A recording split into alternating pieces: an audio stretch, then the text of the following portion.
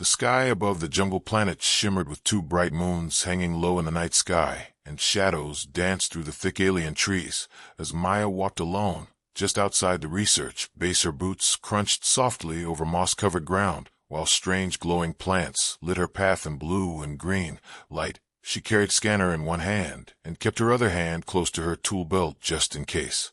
The air was warm and damp, and the quiet was broken only by distant animal cries and the low hum of machines from the base.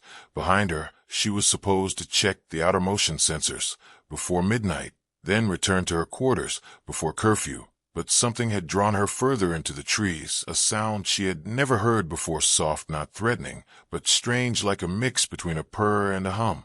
She paused by a fallen log and aimed her scanner into the dark, but it showed nothing unusual. Just heat signatures from small tree creatures and a few fluttering birds. She took a step forward and then stopped again. Her ears caught the sound once more, this time closer, a soft rhythm, like someone breathing quietly in the dark. She turned slowly, and her breath caught there. There were three figures low to the ground with big round eyes, reflecting the moonlight. They were no taller than her knees, covered in golden fur, with long claws and short muzzles. They stared at her with wide, curious eyes, not moving, not making a sound. Maya's heart beat faster. She knew exactly what they were: Marakian cubs, younglings of one of the most powerful species in the Galactic Alliance, the same species that had made one rule above all for every new member world, especially humans: never go near the cubs, never speak to them, never touch them. She backed away slowly, trying not to make sudden moves. The cubs didn't follow, not yet. They just tilted their heads, watching her, like they were waiting for something, maybe a signal, maybe a sound. Her radio crackled, and she jumped. Her hand flew to her belt, and she turned the volume down quickly. She didn't want to startle them, but when she looked up again, the smallest cub was gone. For a second her heart sank, and then she felt a tug at her pant leg. The cub had crept up right next to her, and was now gently pulling at the fabric. With its clawless paw it made a soft chirping sound, and looked up into her face. With shining golden eyes, Maya froze, unsure what to do. Every protocol screamed at her to move back, but something about the cub's face felt peaceful, not dangerous. The other two cubs stepped closer, now walking slowly, with that same gentle curiosity. They surrounded her in a loose triangle, not growling, not clawing, just sniffing and blinking in the low light. The smallest one sat down and reached out a paw, touching her boots softly, like a child testing the surface of water. Maya stood still, afraid any movement might scare them, or worse, trigger a defense response from their nearby adult guardians. But nothing happened. The jungle was quiet, and the only sounds were the soft rustling of leaves and the gentle purring of the cubs. She lowered herself slowly onto one knee, keeping her hands open and visible. The cubs responded by stepping even closer. The smallest one climbed up onto her thigh and curled into a ball, like it was tired, like it had done this before and trusted her without question. Her thoughts raced. Why were they here? Why were they not afraid of her? Why had they approached her at all? Did they mistake her for something else? Or was this a sign of something older, something deeper, something forgotten? The jungle around them remained still, and no adult Marakians appeared, which was strange, because their cubs were never left alone. Not in the wild, not near humans, not anywhere. She gently reached toward the cub on her lap, not to push it away, but to steady it. It made a soft, pleased sound and nestled deeper into her arm, like it belonged there, like it had chosen her. The moment felt unreal, and she knew she had to report it, but a part of her didn't want to move, not yet. The cub was warm and light, and it purred softly as it slept, and the other two lay near her boots, dozing peacefully in the moonlight. When she finally returned to the base, just before curfew, her clothes were marked with golden fur and faint glowing dust from the cubs. She said nothing at first, afraid of what the others might say, afraid they would not believe her, or worse, blame her. That night she could not sleep. Her mind kept returning to the eyes of the cubs, their gentle trust, their calm presence, the soft sounds they made, and the way they had touched her, like they had known her forever. In the days to come she would try to avoid the trees and stay inside the base, but the cubs would not forget. They would return again and again, and they would choose her each time, until no one could ignore it anymore. And that was when the trouble really began.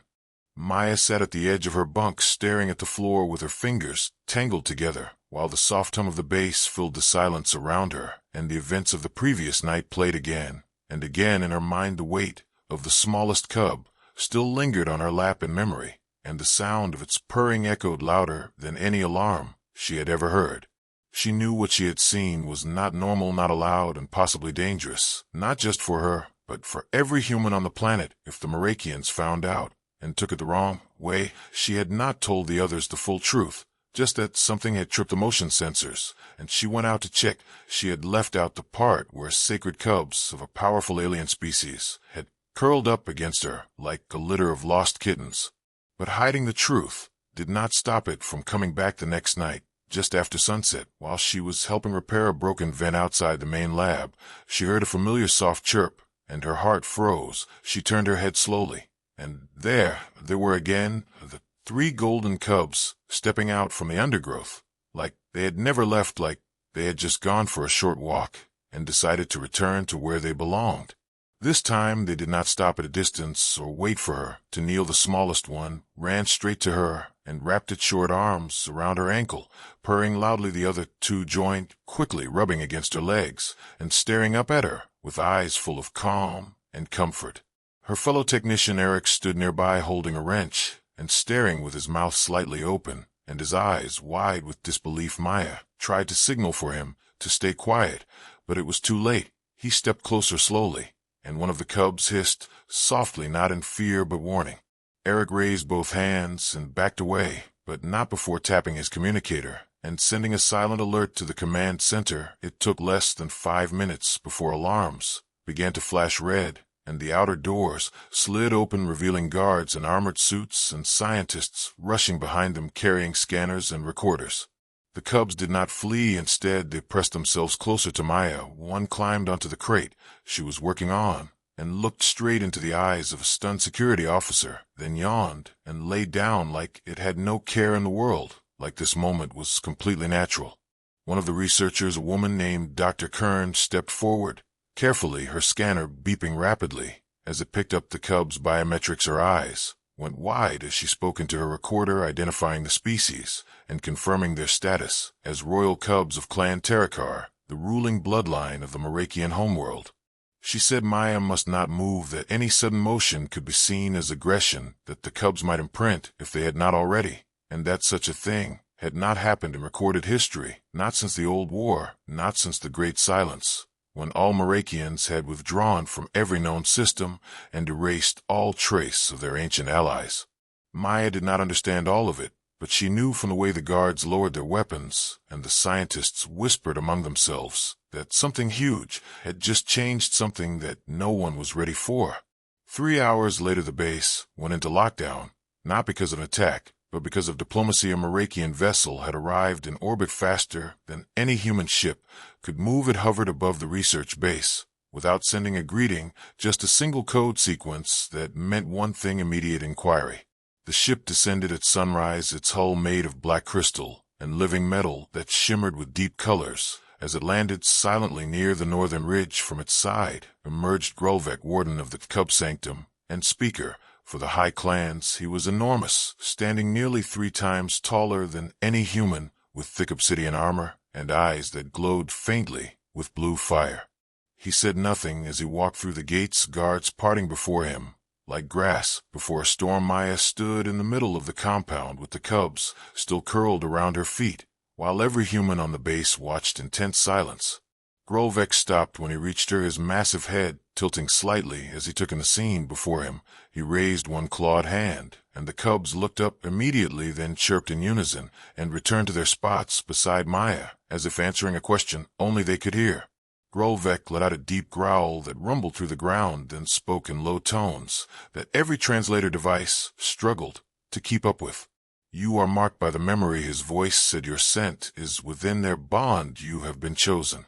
Maya opened her mouth to explain, to apologize, maybe even to beg, but he raised one hand and she stopped.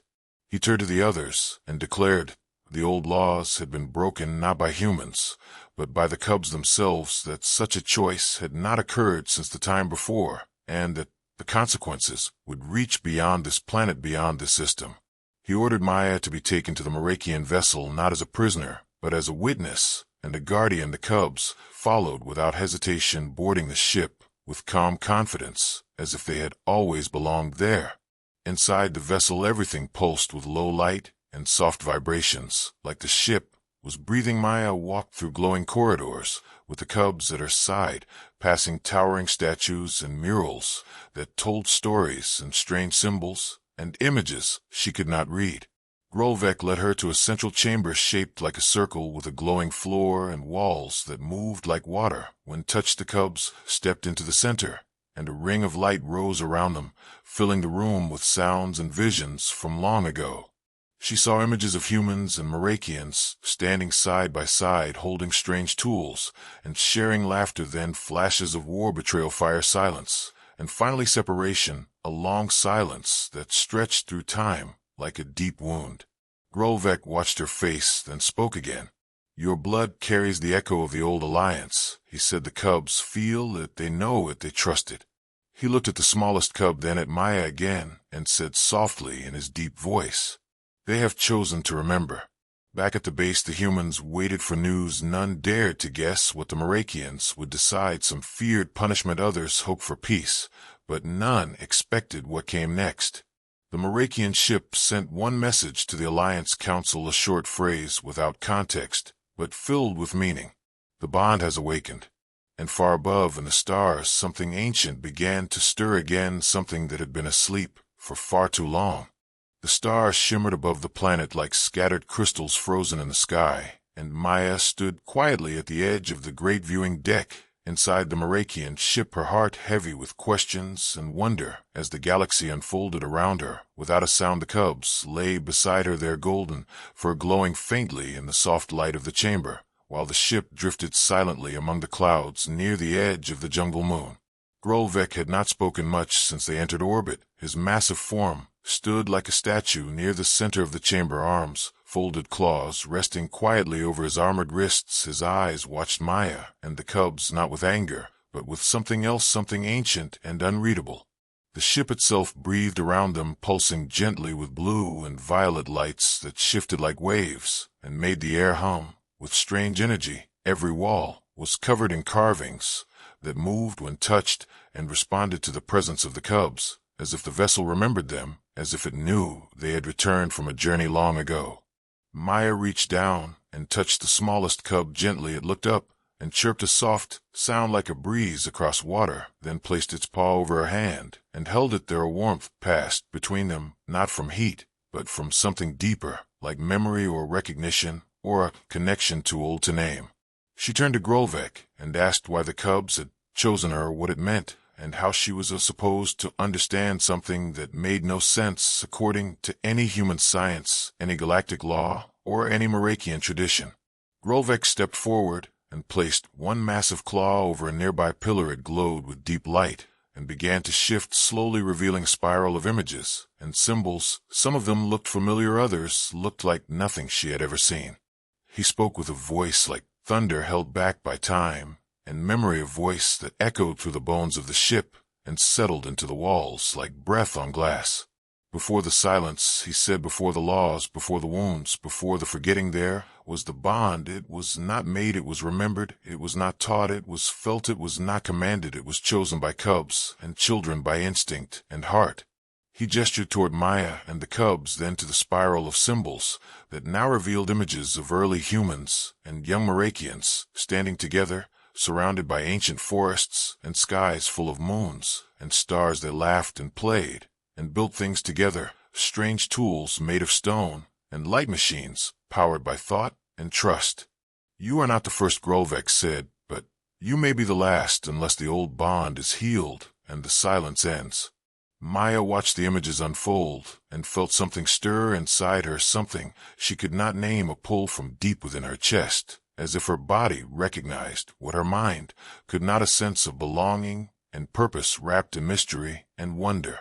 She asked how this bond was forgotten, how it was lost, and why no one spoke of it in the records and stories, or in the Alliance archives.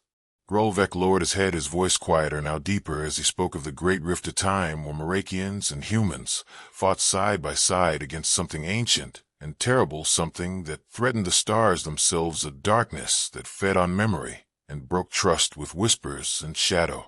The bond was their greatest strength. He said it allowed their young to feel what others felt, to learn faster, to act in unity across distance, across species. But the enemy twisted that gift, turned instinct into fear, turned memory into pain. And when the war ended and the silence began, the Marakians withdrew and erased the past to protect the future. The cubs forgot, he said, and so did the humans, but the bond remained hidden in blood and dreams and stories, lost and buried, but never broken.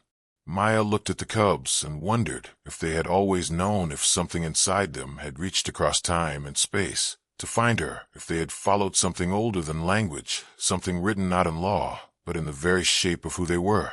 Grolvek gestured again, and the floor opened slowly, revealing a path lined with soft blue light. It led deeper into the ship, toward a chamber none had entered in centuries, a place called the Circle of Echoes, where the memories of past bonds were kept sealed until one was chosen again. You must see it, he said. You must remember, not just with your mind, but with your being. Maya followed the cubs into the corridor, the walls breathing softly around them with images of stars and forests of cities, built in trees and towers, floating in clouds of fire and light. The images pulsed with life and told stories in silence, tales of unity and sorrow, of loss and return. At the end of the corridor, the chamber opened like a flower, its petals made of crystal and shadow. In the center floated a sphere of liquid light, shifting and spinning with colors no language could describe. The cubs stepped forward and placed their paws on its surface, and it responded with warmth and song. Maya hesitated, then reached out her hand and touched the sphere. The moment her skin met the surface, the chamber vanished, replaced by a vast field under a sky with two suns. A young Marakian cub stood beside a human child, both laughing as they chased flying creatures across tall grass. And in that instant Maya felt their joy, their trust, their connection, as if it were her own memory.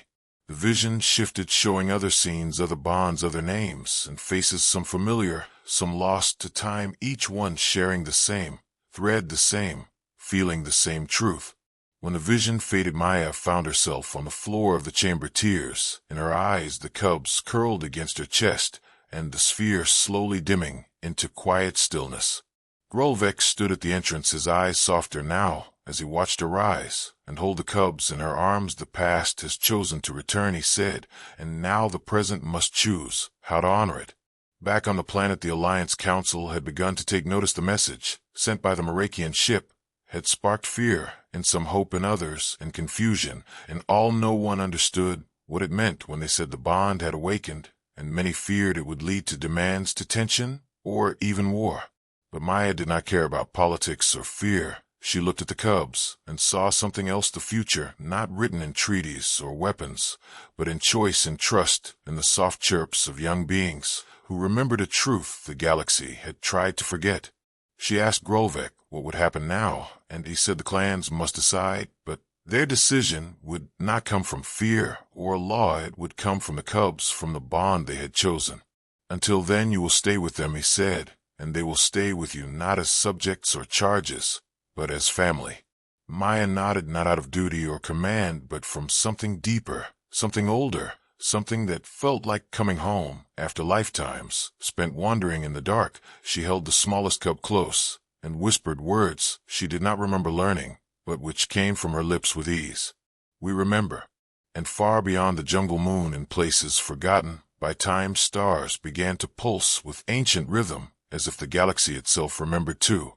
The jungle moon slept beneath thick clouds, while the Marakian ship hovered silently above the forest, its shape blending with the sky, like a giant creature at rest. Inside the ship, Maya walked slowly beside the cubs through the inner hallways, her steps echoing on the living floor, as thoughts weighed heavy in her mind, the memory of the vision in the Circle of Echoes still burning bright in her heart.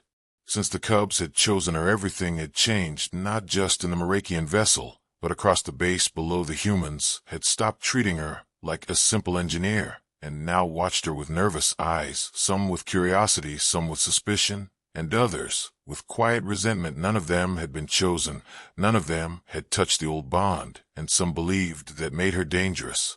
She had been kept aboard the Marakian ship For several rotations, now learning their stories, their rituals, their ways of silence and memory, the cubs remained close, always walking at her side, sleeping near her feet, eating only when she did, and never responding to any other being with the same warmth and trust. They gave her every moment, every glance, felt like a silent promise, from them a promise of loyalty, of history reborn. Grolvek had begun to teach her the ancient signs, the movements of the hands and arms used before speech, before language, a form of connection passed from elder to young. In times long gone, Maya moved through the lessons slowly, but the cubs picked them up quickly, as if they remembered them from dreams. She felt their minds like soft shadows near hers, never speaking with words, but sharing feelings, like warmth, like fear, like happiness, like hope. They were not psychic in the traditional sense, but they resonated with her in ways she could not explain. It was not mind reading, it was emotion bonding, something deeper than any translator or machine could ever create. But not all voices in the galaxy welcomed the return of the bond. Not all species within the Alliance saw this ancient connection as a blessing. Some saw it as a threat to balance, to control, to the careful order built after centuries of silence and forgetting. Unknown to Maya and even to Grolvek, a message had been intercepted, a coded transmission sent from a hidden source within the base. Someone had reported the cubs' choice and warned an off-world faction known as the Council of Order, a secretive group of high-ranking officials from multiple species who believed in total separation between dominant races and those considered primitive, emotional, or unstable. They viewed the Merakians as a force of chaos and feared any new connection between them and humanity. That fear turned to action, and within 2 days a ship cloaked in silence drifted into the moon's orbit, invisible to most sensors, and armed with forbidden weapons, its crew made of mercenaries and extremists trained to strike quickly and vanish without trace. Their goal was simple: take the cubs, remove the human, and trigger an incident that could break the fragile peace between Merakians and the Alliance. They believed if the cubs disappeared, blame would fall on Maya and the humans, and the Merakians would respond with rage, pushing them back into isolation and war. On the night of the attack, the jungle trembled without sound as shadow units dropped silently from the hidden vessel, sliding through the trees. Like smoke, their armor, made of stealth, weave their weapons, designed to leave no wounds, just sleep, just silence. Inside the Merakian ship, the cubs stirred in their sleep, their bodies twitching with unease. Maya felt it too, a pressure behind her eyes, a tremble in her chest. Something wrong, but not yet seen. She rose from her rest chamber and walked into the hall with the smallest cub, following closely, its golden eyes wide and alert. She reached the main deck just as alarms pulsed through the ship, low and deep, not like human sirens, but like warning drums echoing through stone and blood. Grolvek appeared from the shadows, his armor glowing faintly with battle light, his voice like thunder wrapped in sorrow. "They come from within," he said, "not just from the sky. Someone has betrayed the bond." Maya did not ask who. She knew some humans feared her, feared the cubs, feared what they represented. The unknown always brought out the worst and frightened minds. She looked down at the cubs, who were now alert, tense, yet calm. They did not hide. They did not run. Instead, they moved closer to her, forming a tight circle with her at the center, as if they knew this had happened before, long ago in another age. Grolvek led them toward the core of the ship, where the oldest systems lay hidden behind layers of memory and crystal, and there Maya saw something unexpected: the ship itself, waking up, responding to the threat, not with weapons, but with stories, with memories. Light poured from the walls, showing past betrayals, past attacks, past moments where trust was broken and the bond was lost. The cubs reached out with their paws, touching the moving lights, and the ship changed again. Corridors shifted, locking behind them. New paths opened, leading them downward into chambers, sealed since the silence, chambers filled with energy, shaped like trees, like rivers, like songs frozen in form. The attackers breached the outer hull moments later, slicing through with advanced tools. Unaware, the ship had moved. Its living core had wrapped Maya and the cubs in a cocoon of ancient protection, its walls breathing with energy older than war, older than fear. Inside that core, Maya held the smallest cub. Close, her eyes shut, her breath steady. She felt their emotions, like a storm behind a glass wall: fear, hope, confusion, but also something else: resolve, unity, the bond pulsing between them stronger than ever. Outside, Grolvek fought with outrage, each move like a poem written in motion, his claws moving with the memory of warriors. Past the attackers, fell one by one, not killed, but marked with symbols that burned into their armor, telling them they were seen, they were known, they were not welcome. One attacker reached the final chamber, his weapon raised, his mind filled with mission and belief. And then he saw Maya standing calm among the cubs, light pouring from her skin, her hands glowing with the same energy as the walls, and he hesitated for just one breath. In that breath, the smallest cub stepped forward and touched his foot, and the weapon vanished, dissolved like mist, and the man fell to his knees, not in pain, but in silence. He saw something in the cub's eyes, something that broke the lie. He had believed the lie that humans and Merakians could never understand each other. Grolvek arrived moments later, placing one heavy claw on the attacker's shoulder, not in anger, but in finality, and the man was taken into the wall itself, swallowed by the ship, not to die, but to remember. The rest of the attackers fled into the trees. The hidden ship lost its power and crashed into the jungle wrapped in vines. Before it could escape, its mission failed, its purpose undone by silence and light. Later, Maya stood on the deck, once more the cubs beside her, as the stars returned above the sky. Quiet again, Grolvek stepped beside her and nodded slowly. The bond has defended itself, he said, and now the truth must spread. For enemies still remain within, not just out there in the stars, but here in the heart, in the fear that tries to kill what it cannot control. And Maya, looking into the eyes of the smallest cub, knew that fear would come again, but so would the bond, and this time it would not be broken. The jungle swayed beneath the heavy skies of the twilight hour as thick golden mist rolled between trees that stretched like ancient towers toward the moons above, and the sounds of distant creatures stirred softly through the canopy, while the light of the setting suns painted the leaves in shades of fire and shadow. And in the midst of it all, Maya moved silently, guided only by the soft paw steps of the 3 Merakian cubs who had chosen her without words, without reason, only instinct. They had left a Merakian vessel just before dawn, slipping into the forest, without alerting the base or the orbiting guardians. The cubs had stirred in the night, restless, pulsing with an energy Maya could not name, and when she touched their fur, she felt it too, a kind of magnetic pull, like a voice deep within the planet, calling them to something hidden, something sacred. Grolvek had sensed it as well, though he had not stopped them, only stood in the shadows, watching as they vanished into the undergrowth, his eyes reflecting both worry and trust, the way a protector watches a youngling cross a deep river for the first time, with no hand to hold, only the current to carry them. The path through the forest was unlike any Maya had walked before. The jungle around her was alive in more ways than she could explain. The trees hummed softly when the cubs passed, their roots shifted just slightly to clear the way. The glowing flowers leaned in their direction, pulsing in rhythm with the cubs' slow breaths. No map had ever recorded this place, no drone had scanned these trails, for it seemed that this part of the jungle had hidden itself from machines and eyes alike, preserved in silence, waiting for the return of something it had once known, something it had once lost. They walked for hours, or perhaps longer. Time itself seemed to bend within the trees, as if the sun refused to fully rise or fully set, and eventually the path opened into a wide clearing where the air felt different, heavier, older, filled with scent and memory, and in the center of the clearing stood a structure unlike anything Maya had seen before. It was neither natural nor artificial. It was grown, shaped like a temple, yet alive, with veins of light running through its surface, built into the very bones of the earth, and reaching upward, like a prayer carved from stone and dream at once. The cubs did not hesitate. They approached the structure with slow, reverent steps, their paws pressing softly into the moss that covered the ancient floor, and as they reached the entrance, the temple responded, its walls vibrating with a sound like breath, like the sigh of someone just waking from a long and dreamless sleep. Maya followed close behind, her heartbeat matching the rhythm of the walls, her fingertips brushing strange symbols carved into the archway that lit up with warmth, not fire, not energy, but memory, pure and unfiltered, flowing through her skin into her bones and deeper still into something even older than thought.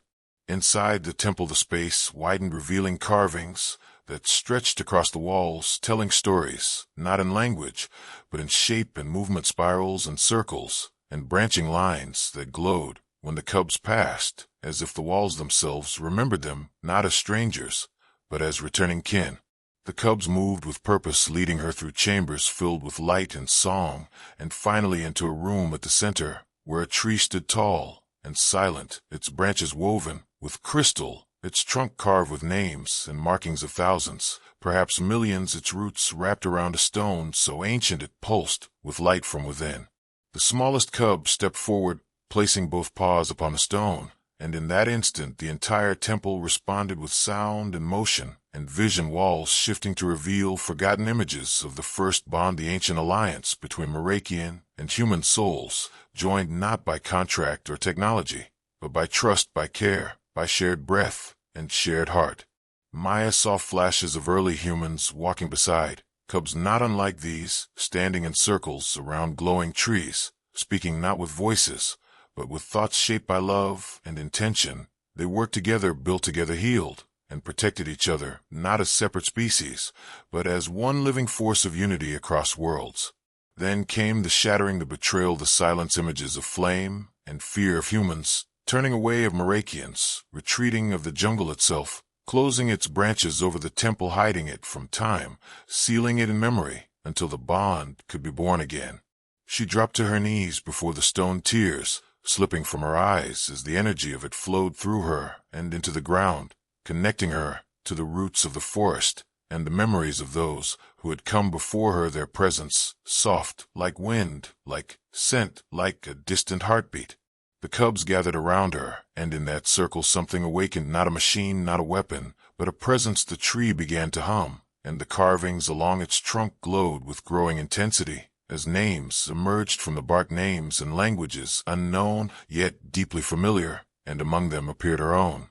Maya, not just written, but felt carved into the living heart of the tree, like a promise, kept like a seed remembered by the soil.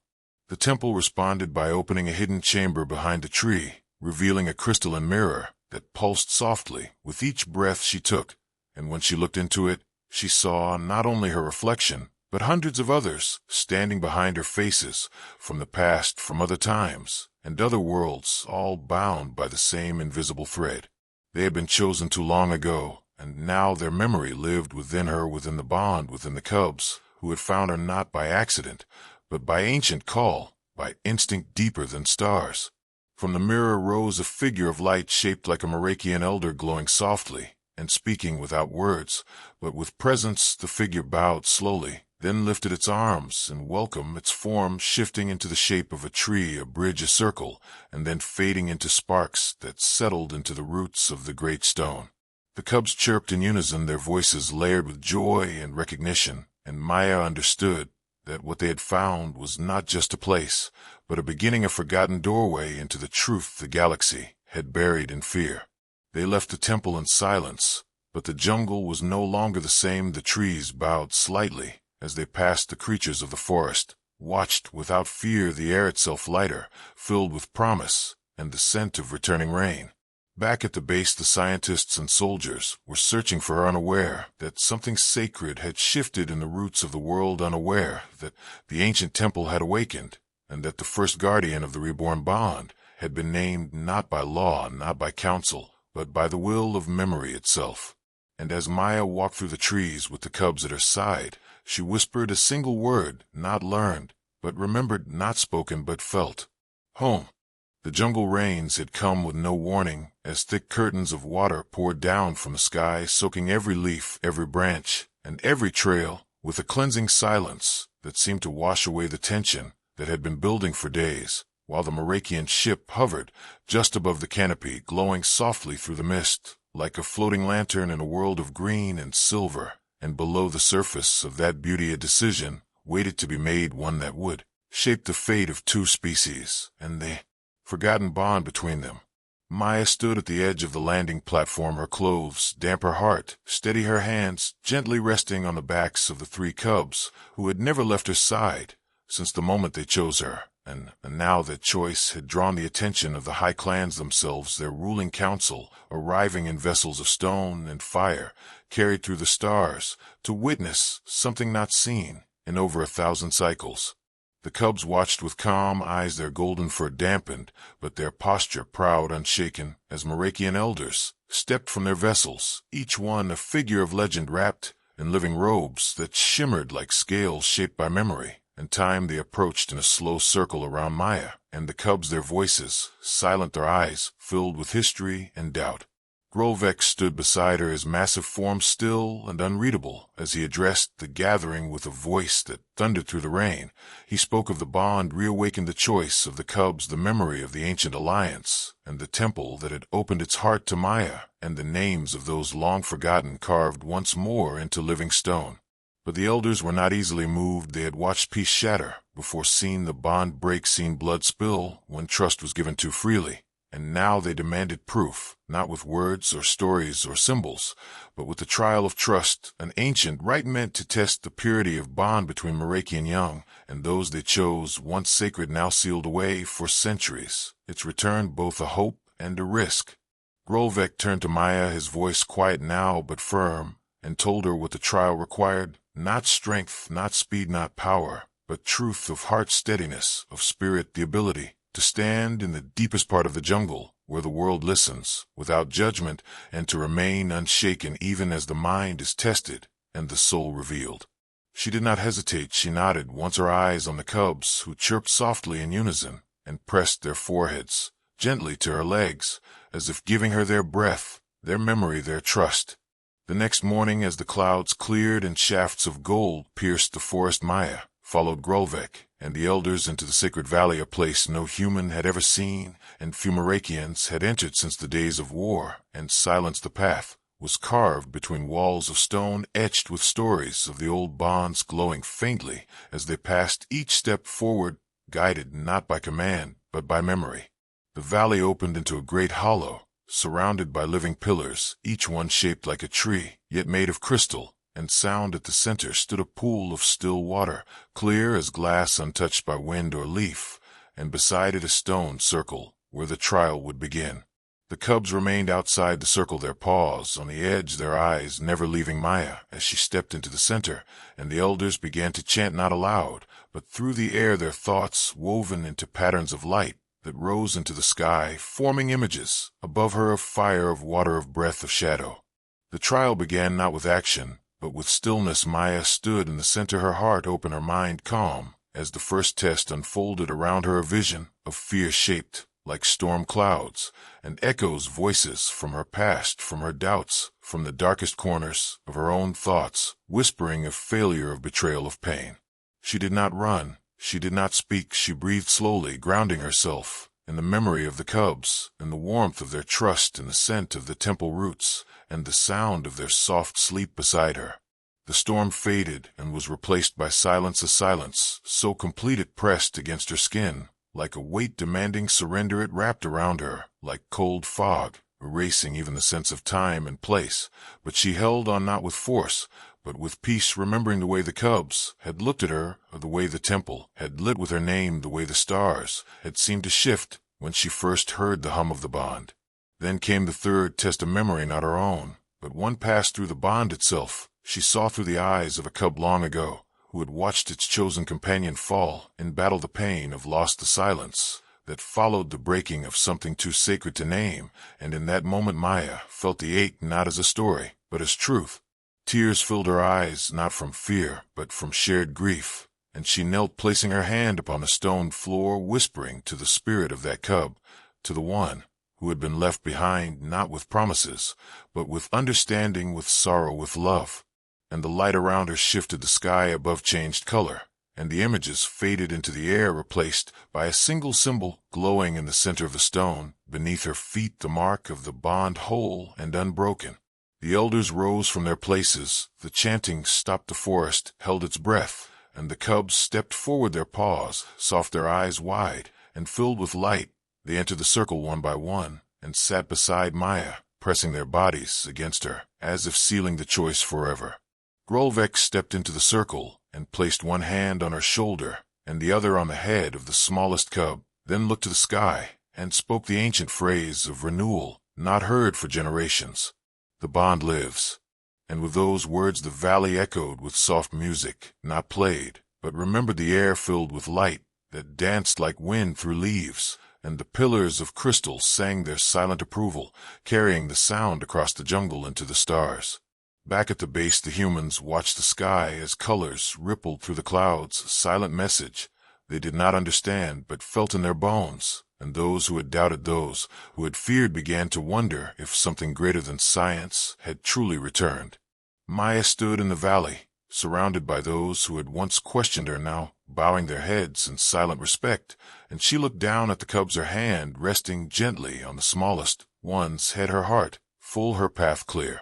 She had passed the trial not because she was strong, not because she was clever, but because she had listened, she had trusted, she had remembered, and now the galaxy would remember too.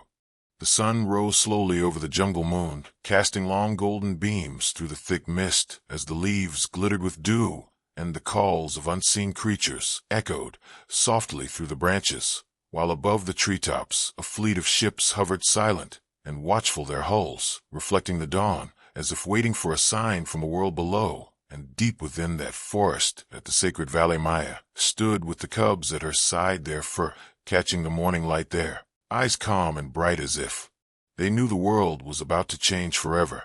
The Merakian elders gathered around the great stone platform, their robes flowing like rivers of memory and silence, their faces carved by time and wisdom, and across from them stood the human delegation, newly arrived from Earth, their uniforms stiff, their posture tense, eyes darting from shadow to shape as they struggled to understand the meaning of what they had been summoned to witness.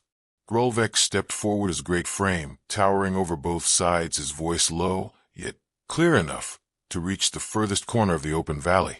He raised one hand toward the sky and spoke not just in sound, but in meaning, a language that wrapped itself around the hearts of all who listened, not through translation, but through feeling and truth.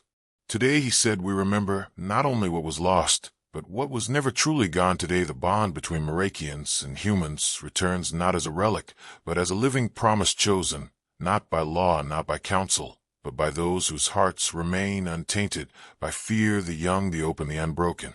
The cubs moved to the center of the platform with Maya behind them, her steps light, her face steady, as the memory of the trial still lived in her bones and in the breath of every tree that had watched her stand alone within the circle of stone. She wore no armor, no badge, no rank, only the markings given by the temple and the quiet confidence of one who had been chosen not once, but many times, in silence and in danger and in truth. The human leader, a diplomat named Rourke, stepped forward, uncertain eyes narrowing as he looked at the Merakian assembly, then at Maya, then at the cubs. His voice was careful, his words wrapped in protocol, as he asked what this ceremony meant, what authority declared it, and what consequences it might carry for existing treaties, for political boundaries, for future negotiations. Grolvek did not answer with terms or agreements. Instead, he turned to Maya and gestured with one claw toward the speaking stone, a large crystal pulsing gently at the heart of the valley, a relic that once held the thoughts of both races when the bond was young and unbroken. Maya approached the stone, her hands trembling only slightly as she placed both palms upon its surface and closed her eyes, and the stone responded, not with light, not with sound, but with memory, not hers alone, but collective, layered, like song and shadow images, rising into the air above the platform, visible to all like a woven dream pulled from the roots of the planet itself. They saw children running through alien forests, one human, one Merakian, their laughter a single sound, their minds linked not through wires, but through shared spirit. They saw hands reaching across stars to lift each other from ruin, to build again from fire and ash. They saw the moment of the breaking, the silence that followed, the pain that echoed across generations. And finally, they saw Maya standing in the temple, her face filled with wonder as the cubs circled her, their eyes shining with ancient memory. When the vision faded, no one spoke. At first, the silence, deeper than doubt, deeper than belief. The forest held its breath as the diplomats looked around, uncertain but visibly shaken, some with tears in their eyes, others with confusion heavy on their brows. And the Merakian elders slowly bowed their heads, one by one, until even the trees seemed to lean closer in respect. Then the smallest cub stepped forward and placed its paw upon the crystal, and a new vision appeared, this time smaller, this time simpler. The cub lying in Maya's arms, asleep, safe purring softly as her hand rested gently over its back. And though no words were spoken, the message passed through every soul, gathered like a warm wind across cold stone. She did not seek us, she did not claim us, she simply stayed when no one else did. Rourke stepped back, his expression unreadable as he turned to his aides, but before he could speak another voice rose from the human side, clear and young, belonging to an officer barely past training, who stepped forward without permission, without fear, and said, "Perhaps this is not about control or strategy or influence. Perhaps this is about trust, something we lost a long time ago and are only just now beginning to remember."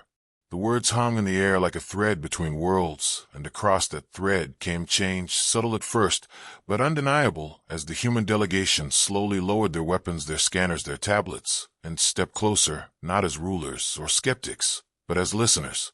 Grolvek looked at Maya and nodded slowly, then raised both arms toward the sky, and from the ships above came a soft vibration, a hum of resonance, as the Marakian fleet began to shift its formation, not into battle lines, but into circles, each one reflecting the shape of the bond, the ancient symbol drawn by cubs and children, alike long before war ever touched the stars. The ceremony continued with no formal end, no treaty signed, no decree made. Instead, it lived on in the silence that followed, in the new look exchanged between human and Marakian, in the way the cubs leaned against Maya's legs, and the way one of the elders reached out with a claw and gently touched her shoulder, not in command but in gratitude. Later that evening, as the stars returned and the moons climbed high above the valley, Maya stood again at the temple, now quiet, now empty, save for the echoes of what had been awakened. The cubs lay curled beside her, breathing slow and deep, while she looked up into the sky, filled not just with stars, but with possibility. Behind her, Grolvek approached, his steps slow, his voice softer than ever, as he spoke of the next step. Not a path laid out in detail, but one that must be walked in trust, with mistakes, with learning, with care. And Maya simply nodded, her fingers brushing against the ancient carvings of the tree, the names glowing faintly, now joined by hers, not as a hero, not as a savior, but as one who stayed, one who listened, one who remembered. And across the galaxy stories began to spread, not of war, not of conquest, but of a human chosen by cubs, of a bond reborn, not through science or power, but through patience and presence, and the quiet strength of being seen without fear. Some doubted, some mocked, some plotted, but others listened, and in distant places where Marakians had long been silent, and where humans had forgotten old songs, new voices began to rise, asking not what could be taken, but what could be remembered, what could be healed. And so the bond lived again, not in a single act, not in a single person, but in the eyes of the young, the roots of the jungle, the heart of a girl who had no title, no training, no reason to be chosen, except that when she was told to stay away, she stayed, and when the cubs came to her, she did not turn away. She opened her arms and her heart, and in doing so helped an entire galaxy begin to open its own again.